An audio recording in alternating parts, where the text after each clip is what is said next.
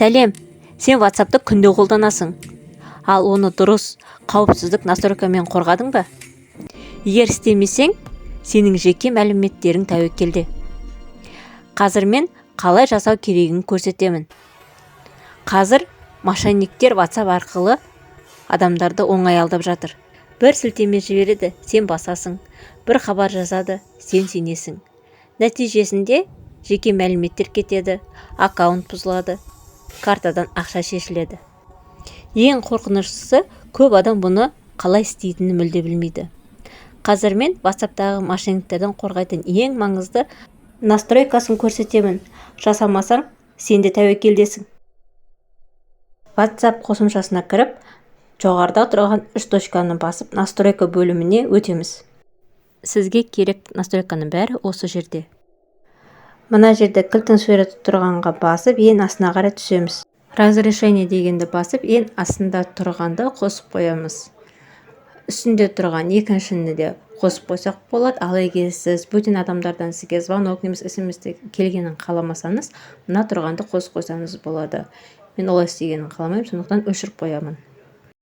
Келесі настройкадағы аккаунт бөліміне кіріп, двухшаговой проверканы істеп алыңыз. Себебі соңғы кездері WhatsApp'та сіз болып, сіздің контактілеріңізден қарызға ақша сұрап жүргендер өте көп, өте жиіленіп кетті. Осындай жағдайлар қайталанбас үшін міндетті түрде осыны қосып алыңыз. Бұл жерде сіз 6 таңбалы санды енгізесіз 2 рет, және оны сіз ұмытып қалмауыңыз керек. Келесі кілттің суреті бар жерге кіріп, осы жерде разрешить эффекті камерам дегенді басаңыз, сіз видеозвонок кезінде неше түрлі маскаларды қолдана аласыз. Және дәл осы бөлімде сіздерге қажетті тағы бір жақсы лайфхак бар. Егер сіз бөтен адамдар сізді группаға қосқанын қаламасаңыз, осы жерде все дегеннің орнына мой контакты дегенді басып қойыңыз. Яғни сіз телефоныңызға сақтаған адамдар қана сізді группаға қоса алады. Бөтен адамдар сізді группаға қоспайтын болады.